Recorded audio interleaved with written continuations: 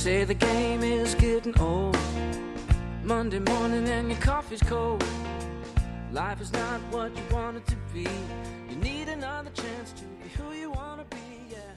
Hello, everyone, and welcome to A New Direction. My name is Jay Izzo, and I am so excited about today's show. Today is a special show. Today is a special day. Well, every day is a special day, but today on A New Direction, it is incredibly special. I mean, first of all, I've got Sean Douglas, right? He's a veteran U.S. Air Force. He's going to be awesome about talking about his book, Decisions, The Power to Overcome Self-Defeating Behaviors. That's going to be awesome. But, you know, as you all know, right, we do this whole thing, Facebook Live, and then we've got CastBox FM Live, and you know, we're on every podcast. I mean, that if it's important, from iHeartRadio to iTunes to Spotify, if it's important, we're on that podcast, right? So you can listen to the show. But this show is the first show that is going to be on WRLY 93.5 FM in Raleigh, North Carolina, otherwise known as The Oak. And so welcome, listeners at WRLY in Raleigh, North Carolina. Welcome to A New Direction, where we try to help people find a new direction in their life or their career and their business. And you're going to get to hear the most awesome Sean Douglas today. So for all you new listeners and those who are just joining us all over the world, thank you so much. So let's do what we do every week, all right? So let's walk you through the 4 areas of your life and kind of do a check-in, right? And here's what I believe. I believe we are 4-part people. We are physical people, we are mental people, we are emotional people, and we are spiritual people. And we need to check in regularly with ourselves in all 4 of those areas to find out how we're doing, where we're at, and where we're going, right? So on a scale of 1 to 10, 1 being miserable, 10 being outstanding, how are you doing physically right now? Right? What's that number for you? Somewhere between a 1 and a 10. 1 miserable, 10 outstanding. What is that number for you right now? Right? So now you got that number, right? Maybe it's a 3, maybe it's a 7, maybe it's an 8, maybe it's a 5. You're kind of somewhere in the middle and you're feeling kind of average. Okay, so why are you that number? What is the things that are contributing to that, right? You're not getting enough exercise. You know, maybe you're not eating right. You know, what are the things that contribute to that factor, okay, that number? And then what can you do to improve that number? And I'm not looking from a big jump from a 3 to a 10. I'm looking like if you get from a 3 to a 4 or from a 7 to a 7.5, right? What can you do to change that number? All right. You know, maybe it's, you know, right now, maybe it could be, you know what? I'm eating a bag of chips while I'm listening to your show, Jay. Put down the bag of chips. It's a great start, right? Well, I'm drinking a lot of sodas. Well, put down the sodas, right? Get a bottle of water. Pour yourself a glass of water over ice, right? Something that maybe can just improve your health so physically, all right? So you got a number, right? There between 1 and 10. So let's talk about mentally. On the same scale, 1 being miserable, 10 being outstanding. Where are you at mentally today? Right. What I mean by that is, what are you feeding your brain? How is your knowledge growth going? Are you reading books? Are you listening to shows like this? Shows like this help both sides of your brain. You know, the right side is your creative side of your brain. The left side is, you know, the logical side of your brain. So, you know, if you listen to a show like this, you get to exercise both halves of your brain. But there are so many other ways that you could be doing that, right? So what are you doing to exercise that creative side of you and that logical side of you? And how are you doing in all that, right? And so what's your number there? You know, 1's miserable, 10's outstanding. Are you right in the middle? You know, what? And then ask the same question. How did you get there? And then how are you going to improve? What can you do right now? Well, you're doing it, right? I'm listening to you, Jay, and that's helping, right? It is. That's a help for you, right? But you could do a lot of things. Maybe take up a new instrument. Maybe learn and get back to doing an instrument. Or how about, you know, learning a foreign language, something like that. That can help you as well, because there's just a variety of ways that you did. Take up a new hobby. That could be another way of doing that too as well. So you got 2 numbers. You got your physical number and your mental number. And then, okay, let's talk about emotions, right? How are you doing emotionally? Same scale, 1 to 10, 1 miserable, 10 outstanding. How are you doing emotionally today? Right? I mean, and what I mean by that is, are the little things getting to you, or are you able to overcome the little things? You know, I mean, our guest today, Sean Douglas, is going to talk about decisions and how you can overcome, because, you know, sometimes, well, not sometimes, but most of our decisions come out of emotion. And so what happens is we are emotionally driven, and, you know, how well are you able to control that? How well are you able to keep the perspective when you do that? And then And then, the other part of the emotional piece is how well are you able to tune into the emotions of others? Can you understand their emotions? Can you relate to their emotions? Are you able to sometimes emote with them? That's what we call emotional intelligence and the emotional quotient. Sometimes you'll hear that thrown around. So where are you at emotionally, right? And same questions, what are you going to do right now to improve that, right? Most of this can be done by intention. And then finally, the last area of our life, right? The spiritual area. Same scale, 1 to 10, 1 being miserable, 10 being outstanding. How are you doing spiritually? And what do I mean by that? Well, what I mean by that is, how are you doing with all that stuff? Okay, let's remove the physical, let's remove the emotional, let's remove the mental part of it, right? What's left? It's that thing that you can't explain, that you can't put your finger on, but you know that at the end of the day, you have something that you believe in. For some people, it's God. For some people, they think it's nature. For some people, they think it's karma. For some people, it can be themselves. They believe that they're their own God, and they put faith in that, and they believe that that's what they do. So what is it that brings you back to center? What is it, the thing that you have most faith in? When things go bad and miserable, what is it that you put your faith in to get you out, right? And that's kind of what's left in the spiritual piece, right? And so then I'm going to ask you, how you doing there on a scale of 1 to 10, 1 being miserable, 10 outstanding, right? So, you know what? And if it is God, how's that relationship going for you, right? I mean, I'm just asking you. It's nature. How's that going for you, right? If it's karma, how's karma working out for you, right? So those are the 4 areas of your life. And you have to think of those 4 numbers like the 4 legs of a table, right? If they're even and come even, you know what? If you're eating off that table, the plate stays still, right? But if they're uneven, trying to keep a plate there, well, it just slides right off. The same is true as if all 4 of your areas are too low. If all 4 of your areas are too low and you're sitting in a normal chair, well, it's kind of hard to eat off the table, isn't it? So the goal here is that what we do is that we bring the table up and we're balanced in our physical, mental, emotional, and spiritual state. And at the same time, what we're also doing is not only we balance, but we're bringing it up to that level that's appropriate for us to eat. And that brings me to my next guest. And I could not be more excited. His name is Sean Douglas. He is a United States Air Force veteran. He is a TEDx speaker. He is a master resilience implementer, suicide awareness trainer, business position strategist, international radio host of a show called Life Transformation Radio. And he is, of course, an author. His why is he's a suicide survivor who hit rock bottom with no purpose or passion. And he believes that you, yes, you, I'm talking to you, were created for a purpose. And once you unlock your true potential, you will elevate your life, which is why he founded the Success Core. In a highly interactive, engaging environment, utilizing online mentoring sessions and face-to-face workshops, Sean works with entrepreneurs, speakers, business owners to improve their positioning in the market, which increases their profitability while decreasing their anxiety and stress so their business thrives. Sean equips them with the tools necessary to live epic lives and leaves them better equipped to manage and change effectively.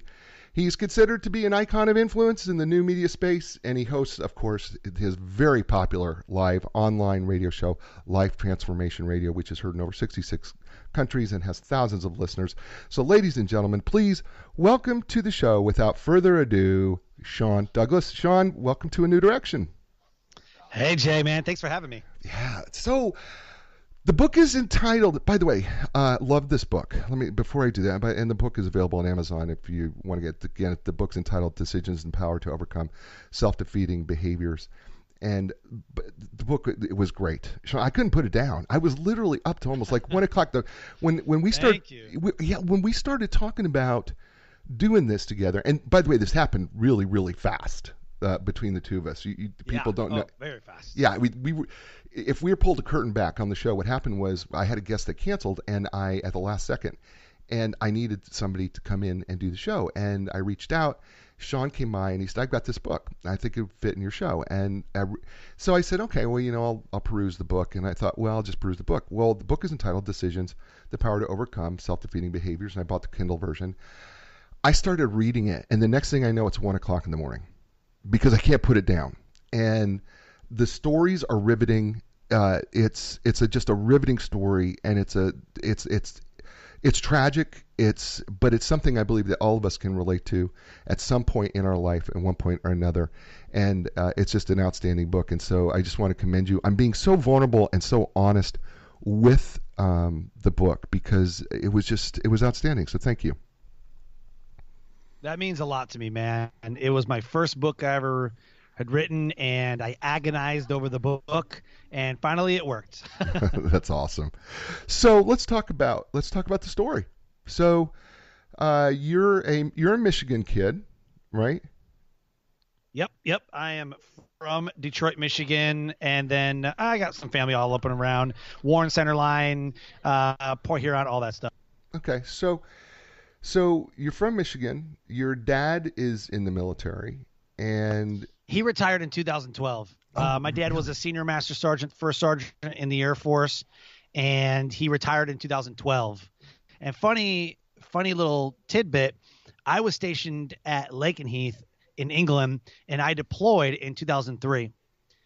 Upon returning to England, my dad literally was on his way to where I was deployed. We literally high-fived each other and swapped duty places. Like, it was so crazy and it was like a dream come true. I'm serving alongside my dad. How cool.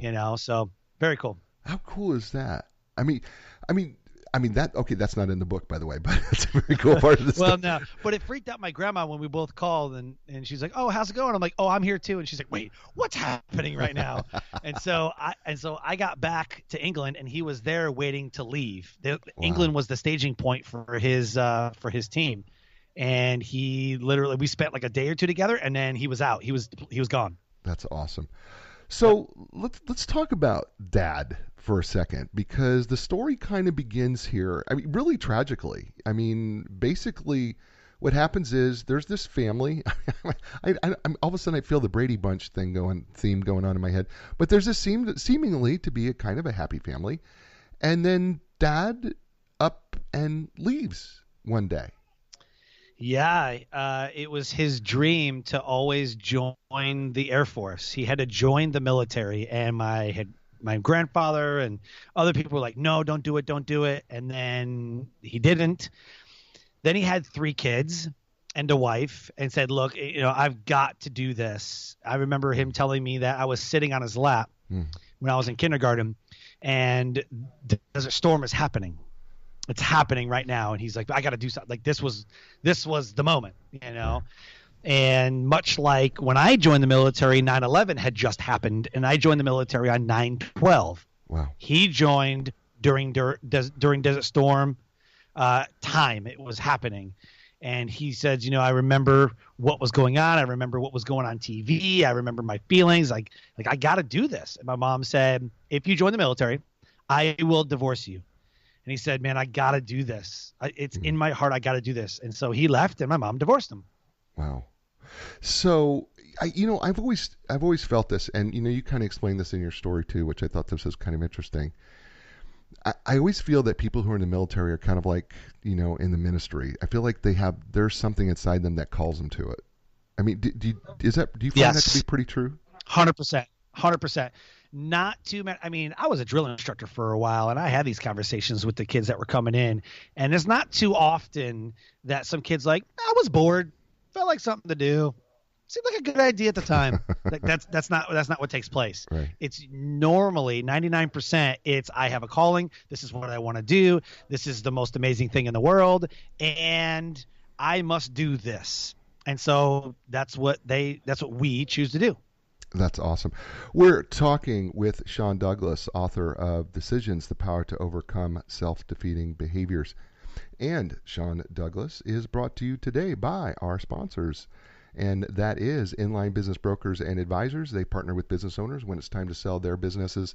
So when it's time to sell your business, contact the professionals at Inline Business Brokers and Advisors. And you can learn more by going to inline.com. That's ENLIGN.com.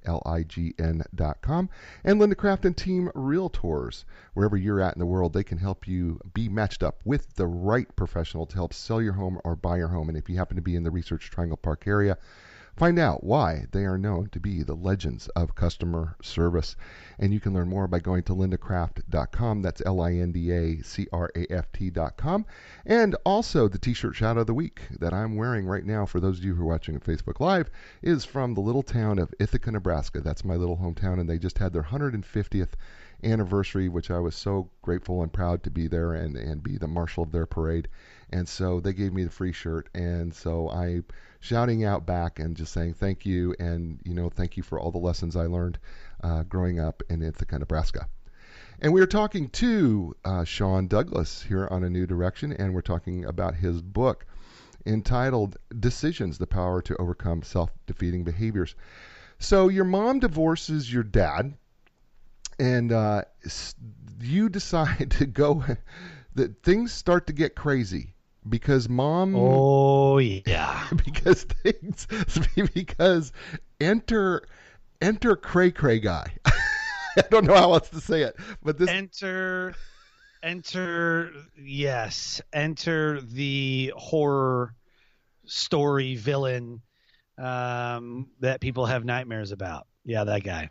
So this guy, your mom meets, and they get married relatively quickly.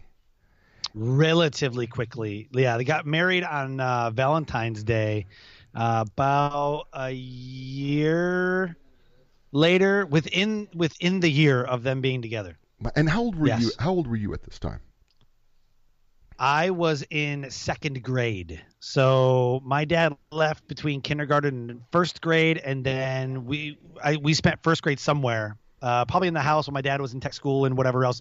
But the first house I remember, and I won't spoil it until we get to the time, but the house that I remember living in was second grade and them getting married. I distinctly remember what I was doing. And second grade, they got married Valentine's Day. So the thing about this guy is he becomes amazingly abusive. He was very good at it. That was definitely his superpower. I'm sorry. I shouldn't laugh at that, but I was not ready for you to call a guy with abuse as a superpower. But that is funny. That was definitely his. That was what he was about.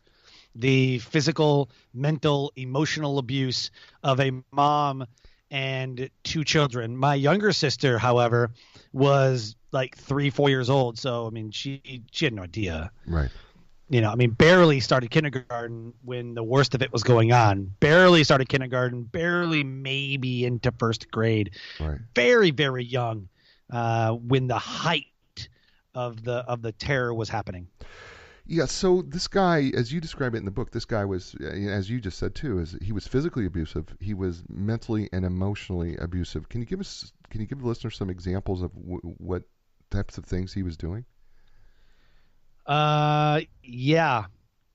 I remember specifically in the book, I talk about one particular night where I was woken up out of bed and I hear screaming and crying and yelling. And I think I was probably fifth grade because it just aggressively got worse. I was about fifth grade or so playing Little League. And I remember coming out of my bedroom, and my bedroom was the first one down the hallway. So I walk out, hang a left, come into the living room, and I see my older sister running into the kitchen and jumped onto the back of that guy. And he's got my mom by the throat, and she's bent over onto the stove, and he's choking her like over the stove. Stove was in the corner of the far corner of the kitchen. And as she did that and jumped on his back, my mom was able to kind of lift up and get free, and was pinned against the wall. And my mom tried to grab the phone to dial 911, but he yanked her by the hair. And then she turned around and grabbed the phone and whacked him upside the head with the phone. And my older sister's yelling at him, and my mom is just beating the crap out of him with this phone. It was a cordless phone.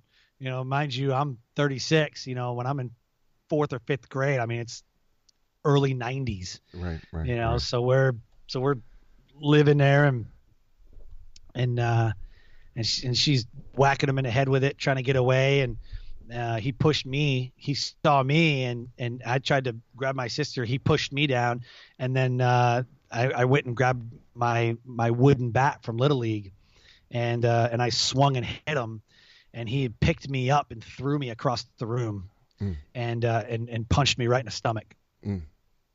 Like literally picked me up, punched me, and then threw me across the room. Wow.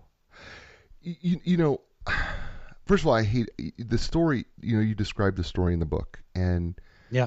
it's tough. It's a tough read, right? I mean, I was engaged because it's a tough read, right? But I was engaged. Yeah. And here's the thing. And I want to ask you this because I know that maybe there's somebody listening that either is in a situation or knows somebody in an abusive situation, or maybe they grew up and they don't talk about being in an abusive situation.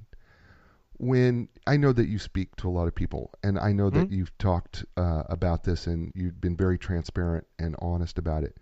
But when somebody comes to you and says, you know, how do I deal with these childhood memories? How do I explain it? What do I need to do? What is it that you tell them that helped you overcome getting past your past, I guess, in this situation? That's tough, man. Everybody's different. If they want to speak about it, or if they want to make concession about it, you know, like if they want to really move past it, acceptance is always the first step. Accepting what happened. A lot of times we want to block it out. We don't want to talk about it. We want to pretend like it didn't happen, and it makes it worse. And a lot of my later traumas and trials and tribulations and things that I went through stemmed from not dealing with it. So what I tell people is, if you want to talk about it, then do it. If you want to accept it, then do it. If you don't, then that's going to be really painful and really hurtful for you and for those that experienced it with you. It's like we don't want to talk about the elephant in the room, but the elephant just won't leave. Right.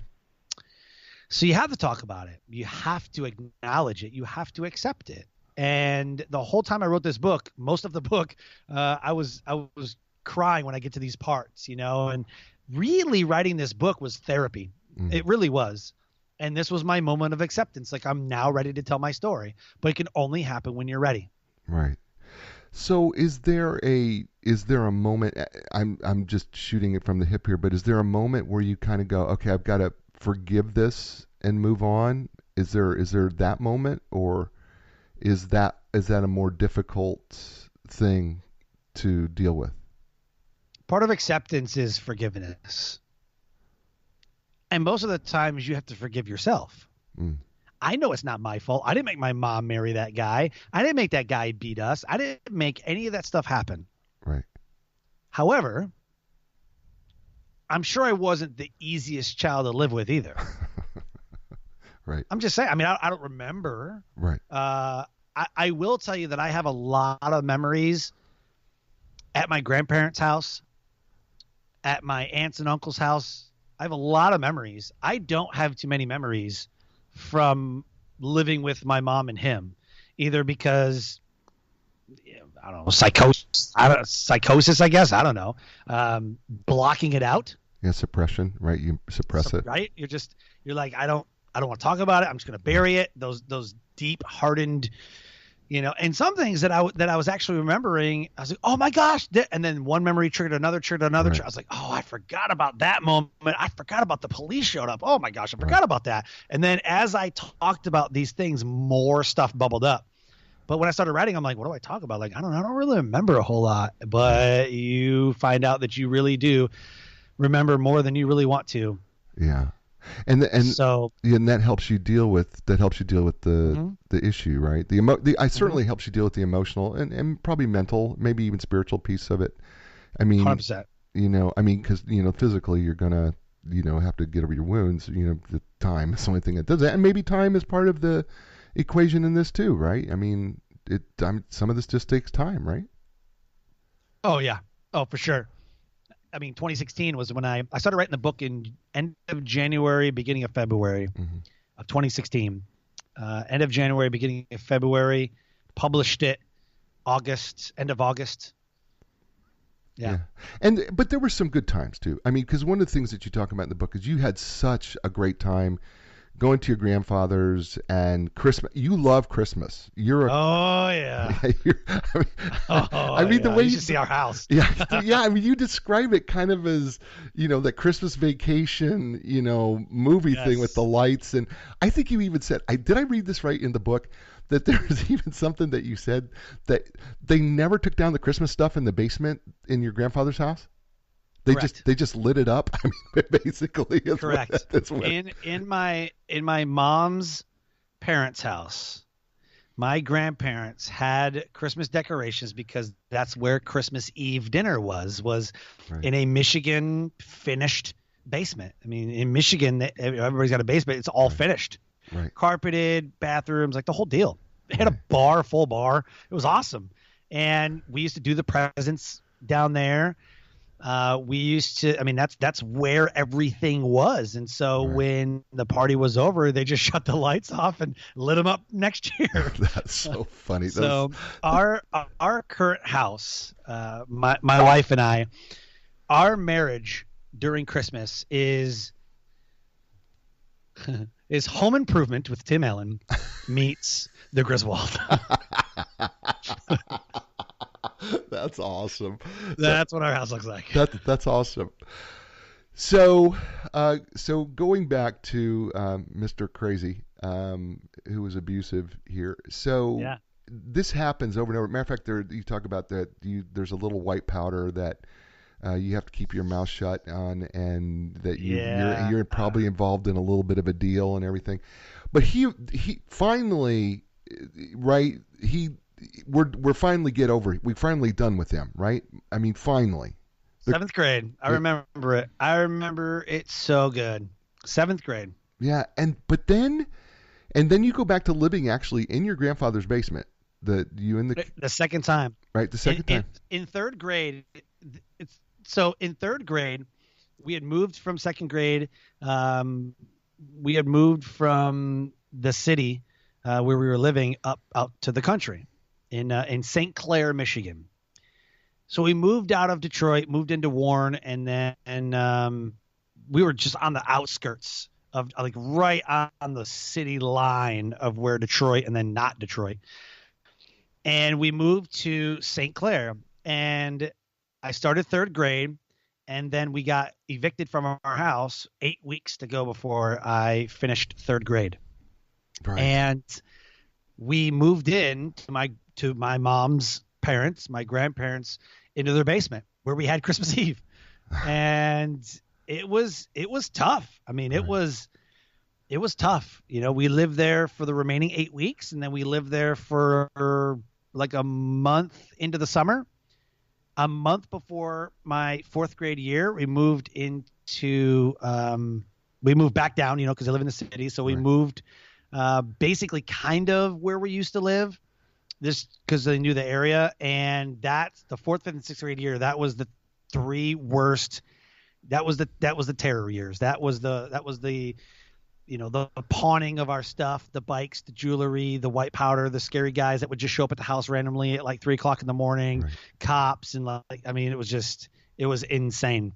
And after my mom left, actually we ran away in the middle of the night. We ran away, moved out, and while he was in jail, we came back to the house and got all our stuff and moved out into my grandparents' house again and lived there for 7th and 8th grade. Wow. We're talking with Sean Douglas, author of the book Decisions, the Power to Overcome Self-Defeating Behaviors. And we're just into the beginning of the book, and just an amazing story of how he's overcome life tragedy. And you're listening to him here on A New Direction. A New Direction is brought to you by our famous and awesome sponsors, of course. That would be Inline Business Brokers and Advisors. Look, are you a business owner? At some point, you're going to need the services of an experienced business broker. Selling your business is a big decision. Make sure you build your deal team, starting with the experts, an internationally known group of Inline Business Brokers and Advisors. You can learn more by going to inline.com.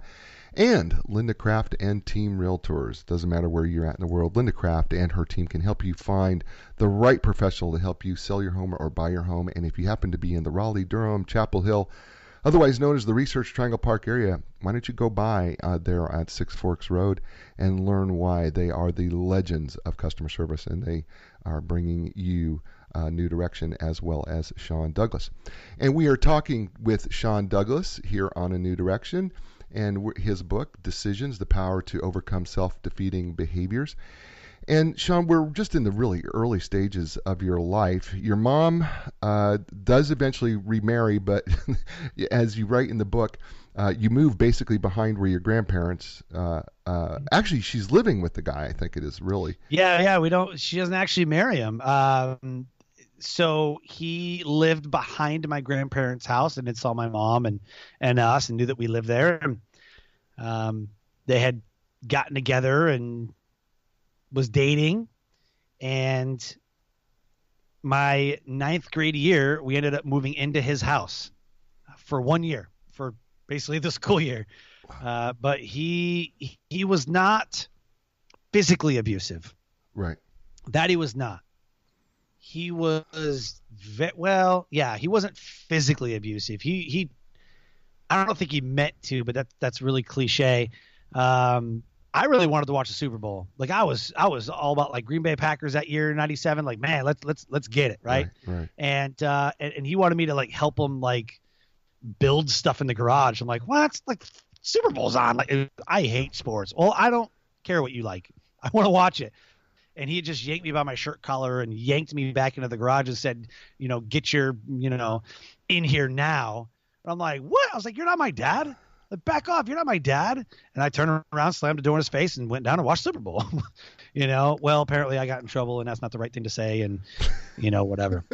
I was just tired at that point of people just trying to be my dad and trying to make up for it. All I heard my whole life is how our dad abandoned us, and our dad left, and our dad only cares about paying you guys off, like that type. Because my dad paid child support to me and my 2 sisters. Right. And every person that ever, had come around, it was always like, your dad's this and your dad's this. And I just got tired of hearing it. Right. And, one thing I learned is that you can't replace those people. Right. Like you just like, it doesn't matter how, whatever my dad did or didn't do or whatever, like he's always and forever still going to be my dad. No one's going to replace my dad. Right. But every guy that she was with tried to. Right. It just doesn't work that way. And this guy was really more emotional and mentally abusive. Oof. Right. Man. Because you make a statement in the book about this guy that you're not sure which one's worse. Man, I'm not even. I gotta tell you, man, I would almost rather just be punched in the face. Then you hear things, and you don't think much of them, but it puts seeds into your brain. Right. I remember one Christmas we were sitting there, and we had gotten the time of CDs and Walkmans and all this stuff, and so I'm just sitting in the rocket chair listening to my music like I always did. I learned very early on. I have a love of music, and whenever things got bad, you just put a pair of headphones on and you just fall into the music. Just encapsulate yourself into the words of the song. And go wherever the song is going. If it's talking about a meadow, just imagine yourself in a meadow. So I was meditating before it was even cool to be meditating. And I remember, he had just kind of walked over, and I pulled the headphones away, and he's like, "What are you doing?" I just listening to music. He's like, "Is that all you're going to do all day?" I'm like, "It's Christmas." He's like, "You're going to turn out like a deadbeat like your dad." Oh. And like would walk away. I'm like, "What? Like what? Whatever, dude." And like an hour later, I'm like, "I'm not a dead, like what?" And it would just mess with me. Right. And then, he would say things like, "You didn't even cook dinner right." Wow. What kind of woman doesn't cook dinner right? Oh man. You're like, golly, like, oh my, like brutal words. Right. Ooh, man, they stung. Right. Man. And it was just, he would say these things that I would much rather just be hit in the face. Right. Because it wasn't even like he swore at you. He didn't yell at you. He would just sit there and go, "You're never going to amount to anything. you're going to be a loser. Oh. And I'm like, what? And then one day he'd be like, man, I love you guys so much. You're so amazing. You're amazing kids. You're like, okay. Okay. Yeah. And then the next day we wouldn't do our chores or whatever. He's like, you lazy piece of crap. Wow. We're like, what? Like, so, and then come to find out later in life, because you don't know these things like behind closed doors. Come to find out, my mom was like, oh yeah, dude was like way bipolar. Yeah, he was like super bipolar. Wow. And like, stop taking his meds. Well, that would have been nice to know, Mom. That would have been fantastic. Piece of information. Considering the guy had a safe full of guns that sat in the living room. Oh, man. Yeah, don't even get me started on that. He was a huge hunter. Yeah, he was an outdoorsman guy. Oh, yeah, big outdoors guy. He used to take me bird hunting. And then I shot a deer. And I was a wussy, because I didn't know how to gut the deer and field dress a deer. Oh, there you go. Yeah. My father. Who doesn't know that? Loser, who doesn't know that? Right. Yeah. I mean, my father's a loser and is a failed parent because he never taught his boy what a man is supposed to do and field dress a deer. But I never shot a deer before. Right. Like my dad used to take me hunting all the time. My dad's killed many animals, right? But he didn't see it that way. So yeah, I was a wussy and a crybaby because I didn't know, and I was a girl. Yeah. So you have a quote, page 38, and my book is in your book is in so many colors on my Kindle. Seriously, they only give you 4 colors. I don't know why we only get 4. Why can't we have more than 4 colors? Because I could have done more colors. But you, on page 38, you say, how many times do you think that it's just easier to deal with the problems instead of fixing them? Yeah. I mean, sometimes it's just easier to deal. Yeah, but you know what? You make this point that, yeah, it's easier to deal with them, but the fact of the matter is they never get fixed. Right? Correct. Right? And go into talking about, fixing the issues. Because I think part of me, is like, you just made this statement, your mom is clearly desperate. It seems, at least to my perspective, it seems like she's desperate to not be alone. And she was looking for something to fill something, but she clearly had her own problem, and she was dating guys with problems or marrying guys with problems. Mm-hmm. But it seemed like she was struggling with her own set of problems. I'm not sure. Okay. There may be. Maybe. Okay. I'm not really sure about her mental state. I just remember during that marriage that she would work 2 jobs and do whatever she could to just put food on the table. Right. I remember in 4th, 5th, and 6th grade, I think I wrote about this. I literally remember coming home and I was out pretty much most of the day, and it was dark, like dark. Right. And I get done and I rush home and I'm trying to sneak in, and my mom's like, "Oh my God, where were you? Where have you been?" And she's panicked. She goes, "He's waiting for you. Like, where have you been?" And I was like, "Mom, you gotta hide this. You gotta hide this." And I'd made $60. I said, "Mom, you gotta hide this. Like, you have to hide this." And so I gave my mom the money, and she gave me like $5. And I walk in and he's like, "It's about time." I was like, "I'm really sorry. I walked everywhere and I was trying to shovel snow." And he's like, "What did you make?" And he took my $5. And he had taken all the money, and that's what he always did. He controlled the money, he controlled the keys, the phone, everything. And the same thing starts showing up when I'm older and we're in the other guy's house. And he wants me to get a job and I need to get money, and I just revert back to, is it the same thing? And I remember when I wrote that, I'm like, sometimes it's just easier to deal with it. I'm fascinated by our body's will to survive. Right. I am even more fascinated what our body does to survive.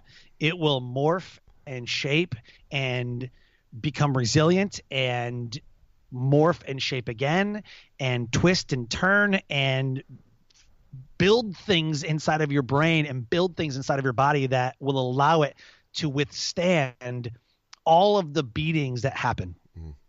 I'm fascinated by people's responses to stress and anxiety and depression and trials and tribulations and how they come out the other side. I'm fascinated by it. Yeah. The reason why I said that it's easier to deal is because it's more work to fix the problem. Your body is inherently wired for survival. So it's almost like a character trait.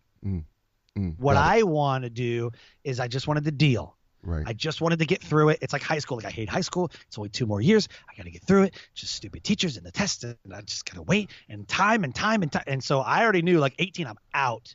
Like I'm out of here. And I was just buying my time. Gotcha. And eventually it worked out.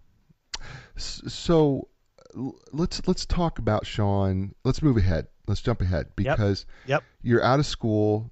And I think you're working at a tire place. Discount Tire in Port Huron. So we moved out in 10th grade and I attended the high school that I was attending for the remaining 3 years.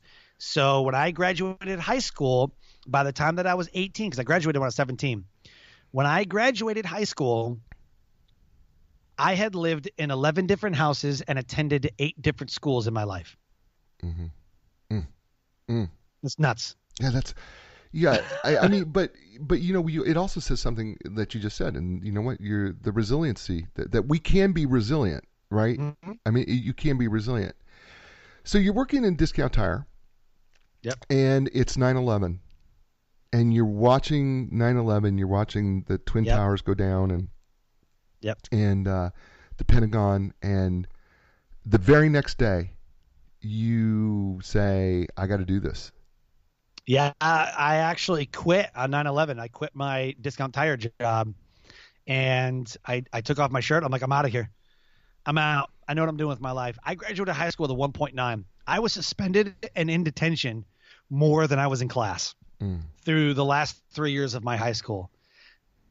Like, I had pretty much fought everybody. Like, people would just say things like, you suck, and I just punch them in the face, and I get suspended. Like, I was the anti-bully. Right. Like, I was so anti-bully that I was a bully. If I watched somebody get made fun of, I'd go and punch that dude in the face. Quit making fun of him. Punch him in the face. They're like, we were just playing. Like, I don't care. Don't be mean. Like, I became my own worst enemy. Wow. I felt like I was like the bully police. Wow. You know? And then somebody would be mean to somebody else, punch him in the face. That's my first response was to fight him. Wow. I will fight you. If you be mean to somebody, I will fight you. I mean, like, but don't you think though that that's kind of a response to probably all the anger that you probably had built up? Oh man, I had so much anger. Ooh, I was an angry kid. I felt amazing punching somebody in the face. Like, wow. I'm not joking with you. When I would unload on somebody, it felt amazing to make contact and it just felt incredible. And later in life, that was my fear, was that I would turn out like him, beating my wife, beating my kids, doing the same behavioral habits as that guy. So when I was a kid, I was like, yeah, I'm tough. There was a time where I got jumped and put in the hospital because of all that. But yeah, man, on 9/12, I went right to the recruiter's office and said, I'm joining. I either knew I wanted to be a Marine or wanted to be in the Air Force. I either wanted to be in the hardest, most respected branch, or I wanted to fly airplanes and shoot people. So I chose to go in the Air Force, but I didn't become a pilot. I became a crew chief who works on those fighter jets. And my whole plan was to do that and then become a pilot, but I fell in love with what I was doing, so never did. We're talking to Sean Douglas, author of Decisions, The Power to Overcome Self-Defeating Behaviors, and we're kind of walking through the book a little bit here. We're not going to give it all away, I promise. We won't do that because you can get it available on Amazon.com. It's absolutely a fabulous read. It is a read that will inspire you. It is a read that will make you cry. It'll make you laugh. But it will absolutely be a life changer for you. And you're listening to Sean Douglas here on A New Direction. And A New Direction is brought to you by none other than Inline Business Brokers and Advisors. They have literally helped thousands of clients in the sale and purchase of their businesses, and they represent profitably privately held companies with gross annual revenues in excess of $1 million. Inline delivers the highest market value in the shortest amount of time with complete confidentiality. That is their registered trademark. And you can learn more about Inline by going to enline.com. That's ENLIGN.com. And Linda Craft and Team Realtors. It doesn't matter where you're at in the world. They can help you find your next home or help you sell your home and match you up with a professional that will help you do that in a excellent way. And then if you're in the Raleigh, Durham, Chapel Hill area, why don't you drop by and see Linda Craft and her team and find out why they have legendary customer service. They've been doing it over for 34 years, and there's a reason why. And we are talking with Sean Douglas here on A New Direction and his book, Decisions, The Power to Overcome Self-Defeating Behaviors. So, Sean, you join, you're in, but as great as it is, well, actually, I want to go back. I want to go back to something that you said. I want to take back a quote that you said. You said, I need to be a thermostat, not a thermometer. What do you mean by that? I am an analogy junkie. Okay. I love analogies and parables. I have an analogy for everything. When you're a thermostat, you change the temperature. You change the meaning. You change the outcome. You can change things. You have the power when you're a thermostat. Mm. When you're a thermometer, all you can do is just take the temperature and deal. So if something's not going right in your life, are you going to be the thermostat that changes the temperature, or be the thermometer that just acknowledges that that's all you're good for? Mm. And what was the moment for you where you went, dude, I can do this. I've got the power. What was that changing moment for you where you kind of said, I got to stop being the thermometer. I got to be the thermostat? That moment was December of 2008 when I put a gun in my mouth and tried to take my life. That was the moment. And what caused you to be so low? I mean, when you look back at it now, what was the low points? What were some of the I'm going to say highlights, but what were some of the lowlights? I'm not sure even how to phrase that. Yeah. But what were some of those precipitating factors that said, you know what? It's better for me to end this than it is to live this. I had gotten married in 2007. From 2004 to 2008, I was everybody's drinking buddy. Had parties at the house, massive parties. My house had burned down during one of our parties. Like, they were massive parties, and I was just a party animal, racking up all kinds of debt, going to bars. I was literally buying people's affection. I wanted people desperately to love me because I didn't feel like I got that as a child.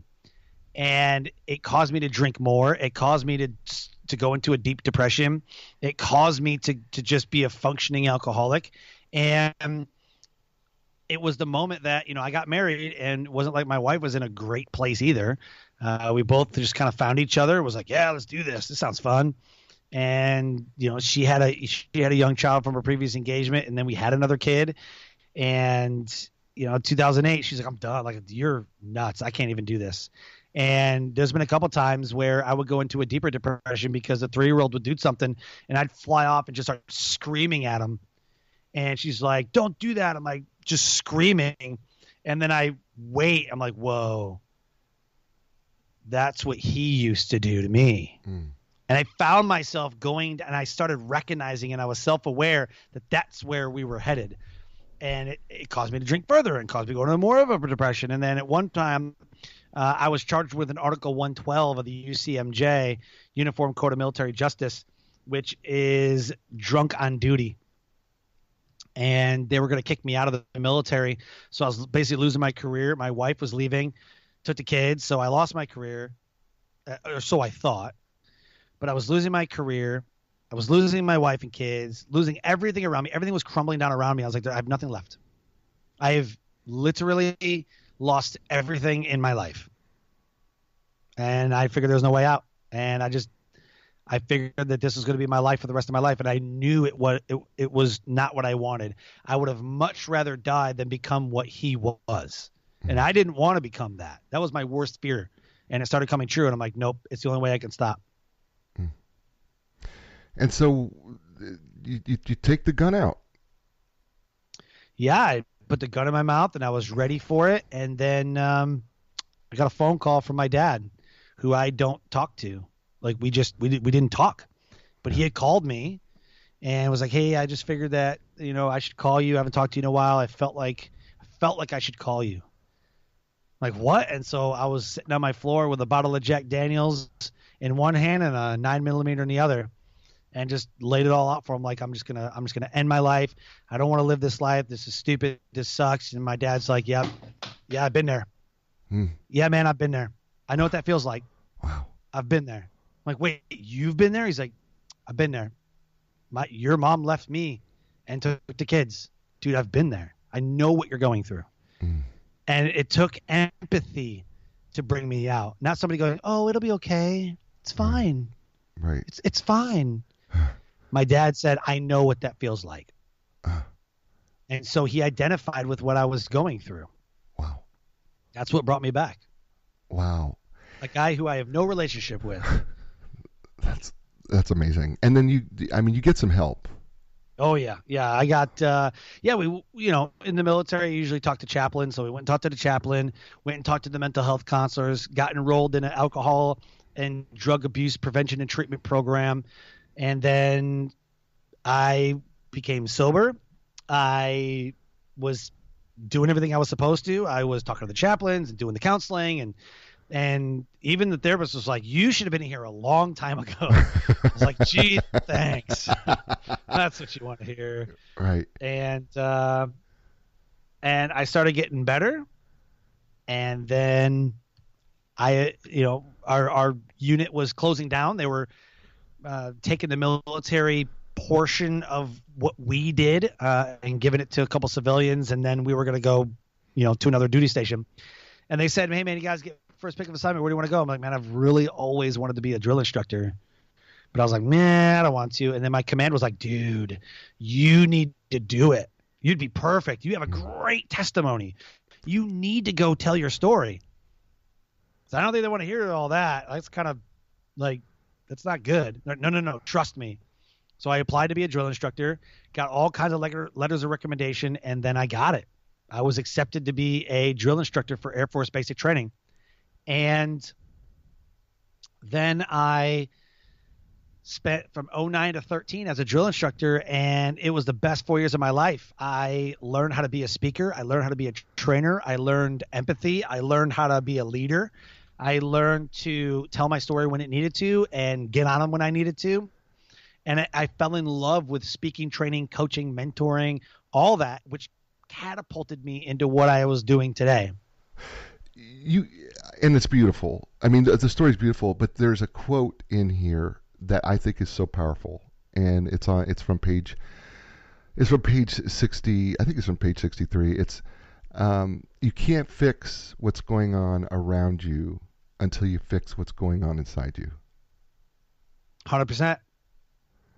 I mean, that's 100% true. That I said to myself, I highlighted that thing and I was like, wow, there is so much power in that statement that I don't care what your addiction is. I don't care if you're addicted to something. I don't care if your marriage is failing. I don't care what it is. That applies to absolutely. I felt like that statement alone applies to everything. Not only in the story that you tell in this book, but it just applies to everything in life, that you can't fix what's going on around you until you fix what's going on inside you. I was just like, man, that is so seriously powerful. And oh yeah, and how you came to that conclusion, I mean, is just considering everything that was going on, I mean, it just is. That was crazy to me. Oh yeah, that you had that. I mean, think about it. a lot of times there's self-defeating behaviors. Right. People who are drinking obnoxiously Right. don't do it because it's fun. Right. There's something going on. Same with eating. Right. People who emotionally eat, ice cream because of a breakup or whatever, like that, like there's an issue there. Happy people are not killing themselves. Right. Happily married people aren't getting divorces. Right. Happy people are not suffering from anxiety, stress, and depression and withering away. Right. So you have to fix what's going on around you, or inside you, your mindset, your soul, your spirit, your whatever it is. You have to do the inner work first, because the outer work is a direct reflection of what's going inside your body. I always tell people that your decisions are a direct reflection of your internal thoughts, feelings, and beliefs. That's awesome. I mean, that's awesome. The book is entitled, Decisions, the Power to Overcome Self-Defeating Behaviors. We've been talking to Sean Douglas for nearly an hour. And can you believe it's really almost an hour that we've been together? That's insane. I mean, it feels like we've been on for like 3 minutes, man. Right? Yeah, I'm just telling you, it's been so powerful. And the book is powerful. You're going to want to read the book. It is going to help you really get some insights into your own, not only, Sean's behavior, but you're going to look at your own self and go, what do I need to do? What do I need to change? And how can I do that? And it's available on Amazon, both paperback and Kindle. And I've encouraged him, because we didn't talk about it, but you need to know that, he revived his marriage, and he's yes. And he is living his life amazingly, and it's a cool story, and you're going to want to read it, not just once. You're going to want to read it again and again. And folks, I'm just telling you, I could not put it down. That's how great the book was. I literally started it, and I got so sucked into this, to the story, I could not drop it. And I was like, I got to have him on A New Direction. And it's been great. Sean, you have been so great. I appreciate that. Thank you so much. I always ask my friends when they're on the show, if you could give people a new direction in their life based on your book and your life, what would that new direction be to the listeners of A New Direction? You have the power to say, this is not how my story ends.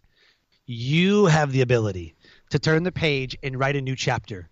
So today is the day that you make a decision to stop whatever it is you're doing, to make the decision to turn that page, write the new chapter, write your success story, because no one's going to do it for you. You have the power to say, this is not how my story ends. I'm living proof of that.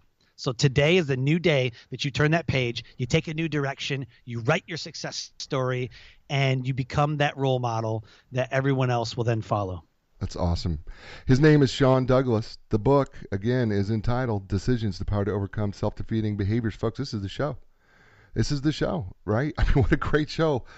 How awesome was this, right? I mean, if you're not, some of you are not crying or feeling like you just want to go and just rip open the doors, then re-listen to the show, because it will feel like you want to just go, I can do this, because he's that kind of guy, and he's absolutely awesome. And Sean, how can people get a hold of you? I'm on Facebook, LinkedIn, and Instagram under The Success Core, which is CORPS. My website is The Success Core, CORPS, thesuccesscore.com. And like I said, I'm all over Facebook and LinkedIn. So would love to have a conversation with you and reference this show, so I can tell Jay that I connected with one of the listeners, and I can tell him about it. That would be awesome. Folks, before I close, you know what I say, right? Be inspired, because when you're inspired, that means you can inspire someone else. And when you do that, that means they can in turn inspire others, and that can make this world a great place. I am going to see you next week with another fabulous guest. I can't wait. And thank you, WRLY 93.5 FM The Oak, for having us on. Appreciate it. I will see you next week. Ciao, everybody. The time has come for a new direction.